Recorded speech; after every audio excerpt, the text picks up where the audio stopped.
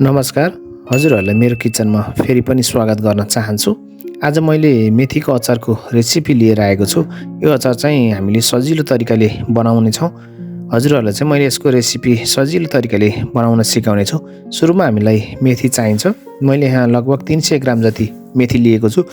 मेथीलाई चाहिँ एकचोटि हामीले राम्रोसँग केलाउनु पर्दछ। यो चाहिँ अलिकति फोहोर हुनसक्छ, ढुङ्गाहरू हुनसक्छ।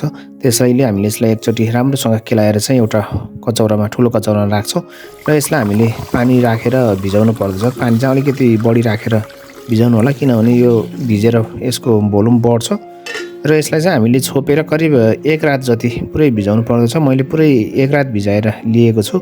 हजुरहरूले देख्न सक्नुहुन्छ मेथी राम्रोसँग भिजिसकेको छ।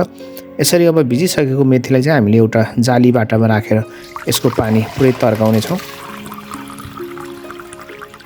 यसरी पानी तर्काइसकेपछि चाहिँ हामीले फेरि सफा पानी राखेर यसलाई एकचोटि राम्रोसँग मिचेर धुनु पर्दछ।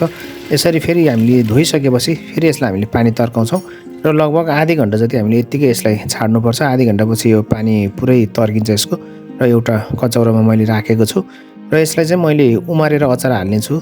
उमार्नको लागि चाहिँ मैले अब यसलाई यत्तिकै राखेर लगभग 2 दिन जति यसलाई मैले एउटा प्लास्टिकको र्यापले छोपेर राख्नेछु। प्लास्टिकको र्यापमा चाहिँ हामीले काँटा चम्चाको सहायताले पल पार्नुपर्छ। 2 दिनपछि हजुरहरूले देख्न सक्नुहुन्छ मेथी एकदम राम्रोसँग अङ्कुराएको छ।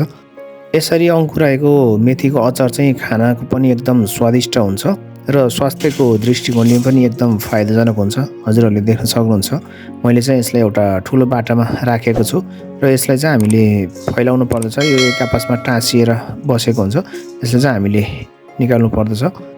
अब चाहिँ हामीले यसमा लाग्ने मसला ढिला नगरिकन राखौँ। सुरुमा मैले नुन राखेको छु। नुन चाहिँ हामीले स्वादअनुसार राख्नु पर्दछ। त्यस्तै मैले यसमा 1 चम्चा धनिया पाउडर राखेको छु भने 1 चम्चा जिराको पाउडर पनि राखेको छु। त्यस्तै मैले आधी चम्चा जति यसमा बेसार पनि एड गरेको छु।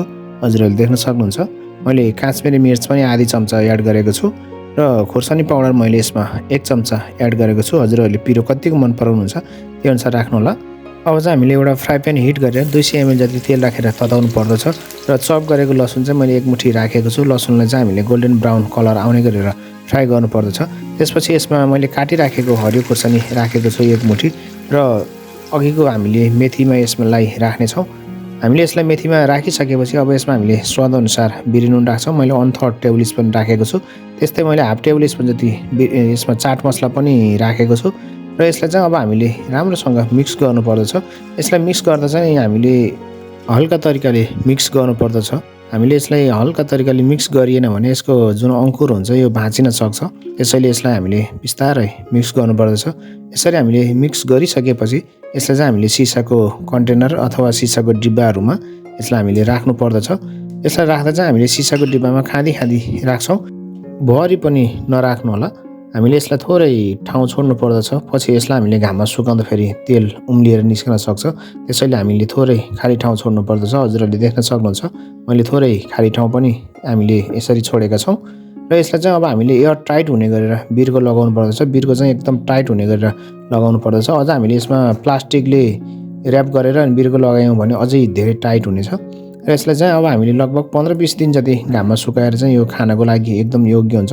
हामीले यसलाई वर्षौँ राखेर खान सक्छौँ। आजको भिडियो हजुरहरूलाई कस्तो लाग्यो? मन परेमा लाइक, सेयर र कमेन्ट गरिदिनु होला र मेरो च्यानललाई सब्सक्राइब पनि गरिदिनु होला। आगामी दिनहरूमा पनि नयाँ भिडियो लिएर अवश्य उपस्थित हुनेछु। त्यतिन्जेलसम्मको लागि हजुरहरूसँग बिदा चाहन्छु। हजुरहरूको दिन शुभ रहोस्। हस्त, धन्यवाद।